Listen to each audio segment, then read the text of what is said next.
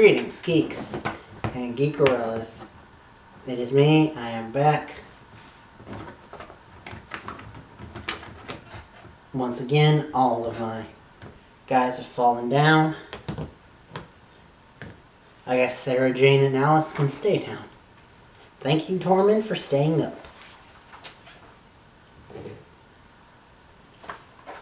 But anyway, that's not why I'm here. I'm here to talk about Reverie. And oh boy, this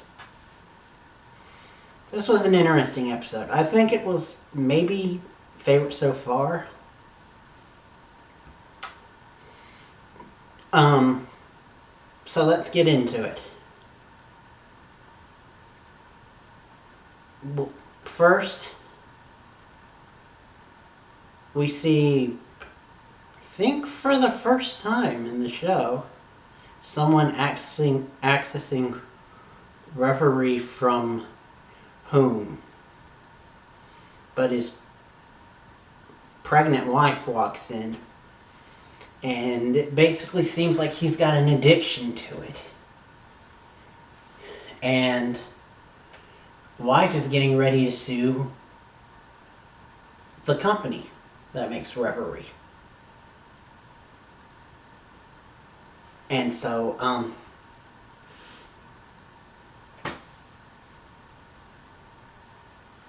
oh yeah, sorry. Go back. Spoiler alert. If you haven't seen the episode, I'm going to go into spoilers. Go watch it, and then come back and tell me what you think. I think this is a good show that needs more press, so spread the word. So, fast forwarding. So they're going to sue Reverie. But Mara says give her one day and she'll get into him and talk to him and help save him. So she does. She decides to go in. And she finds out that he's robbing a bank. And he's like the head of a gang that's robbing a bank. So, interesting. She tries to stop him, but it doesn't work. She tries to talk to him. Too much going on, and he don't want to listen. So,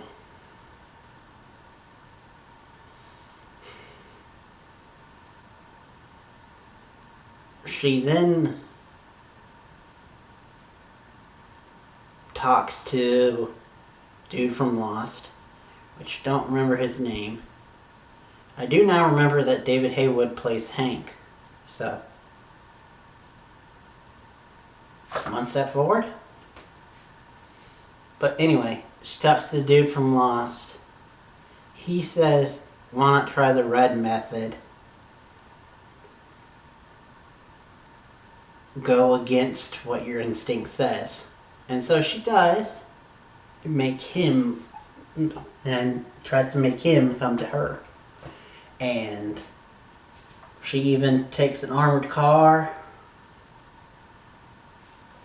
We even meet one of the programmers who I don't know their name. But it was pretty cool to see another side of Reverie. So we get to see the programmers now. Which was pretty cool. They look like a cool, diverse group that I hope that we'll get to know more as the show goes on. Especially the main one that Mara was talking to. The cute one. I'm not biased at all. Anywho. So, she does an armored car. Knowing that he'll steal it. And she brings up his wife. And a story that the wife told him. It's like, you're not that kind of guy. And well, no, she doesn't do the wife story yet. She just says, you really need to come with me. And he's like, no! Nope. I am not doing that. So,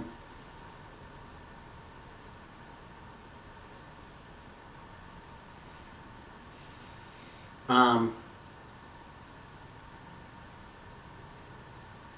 then, so that happens, and she's forced to come out. But then she goes back in again, this time wanting a thing of gasoline and a lighter. And I love it. Cute program girl is like, hell yes. And guy from Lost is just like, what? But she just wanted it to get his attention. Set his car afire. Ablaze. I do words good. So she gets his attention naturally. Takes him to a back alley so she can talk with him. He kind of gives the impression that he wants to come out. This is where she tells the wife's story about how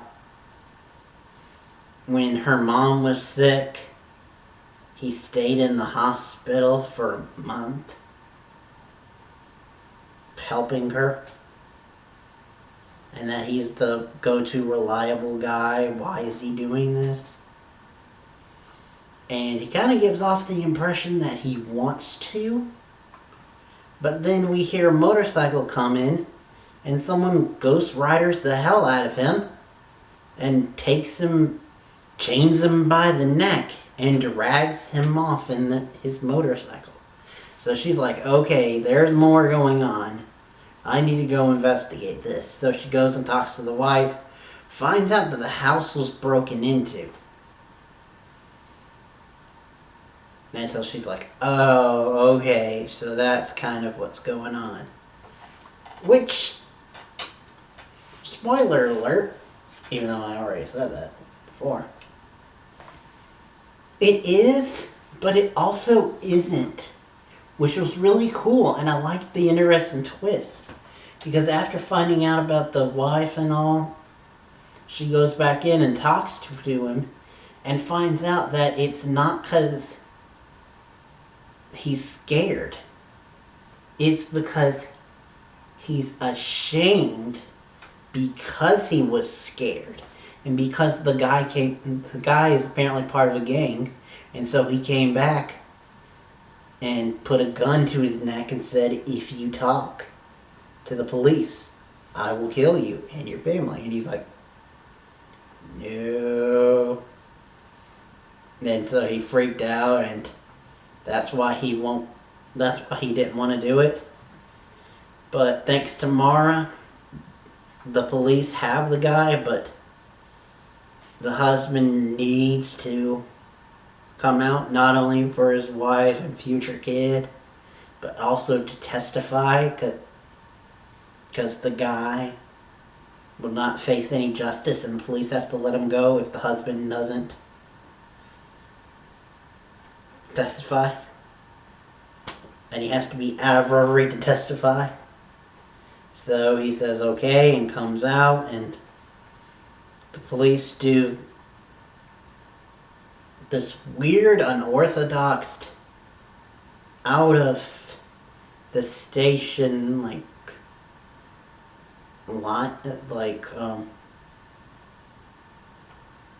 show him. The police took him out of a car and had the guy ID him, which was weird, because I don't think real police do that ever. And it also looked like maybe he was right outside the place that they arrested him, so now his biker gang friends also know what the guy looks like, so whoopsie, maybe a little bit of a plot hole there, didn't realize it at the time. But oh well. If you ignore that one little nitpick, it's still a good episode. I mean, I skipped over it, but one of the things that we find out in this episode, between the time that she sees the biker guy and Mara sees the biker guy, and to the time where she convinces the husband to come out of Reverie, she talks to the Indian guy, and he takes her into one of his reveries, which was interesting because we finally got backstory, and we find out that he's actually, and I gotta give them credit for this,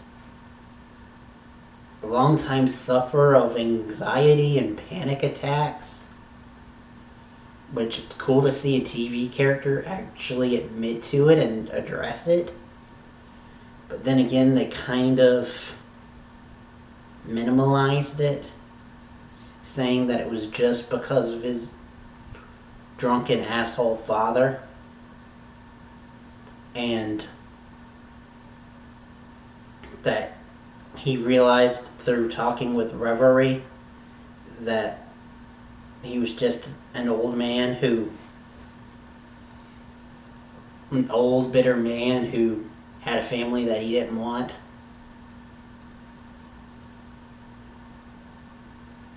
But, to be fair, he was visibly shaken after going and seeing with Myra. So maybe it's not completely over, and they're not saying that Reverie is this miracle thing to cure all your ails, which they were kind of pushing for it in this episode.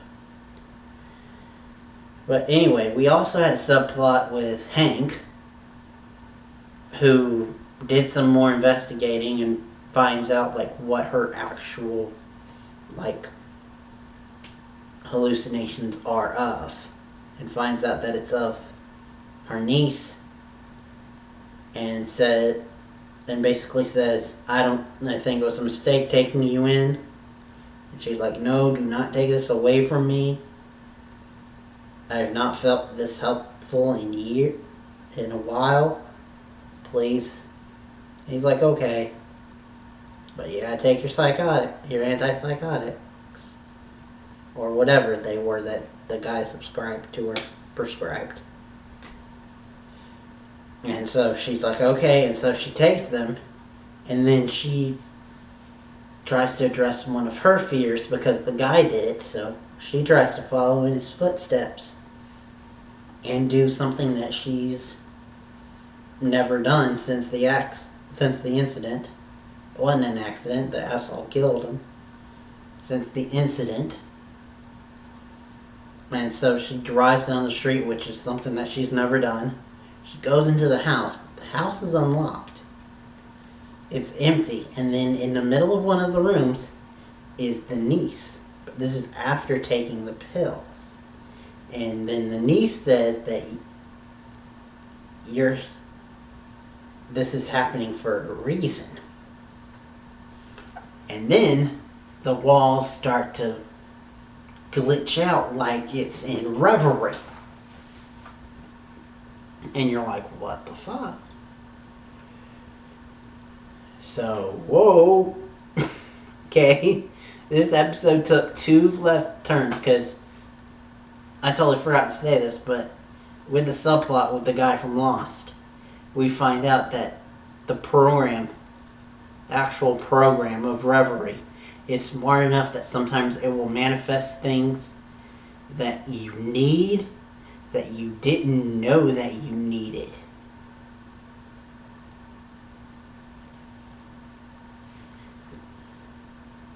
It reads your mind and your actions and gives you something that it thinks that you would need. Not that you want, but that you need. So that's a little weird, but in a good way. I mean, come on, I'm kind of the warden of weird.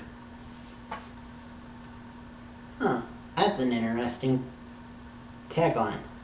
I might use that. Warden of Weird. Anywho, like I said, this was a really good episode.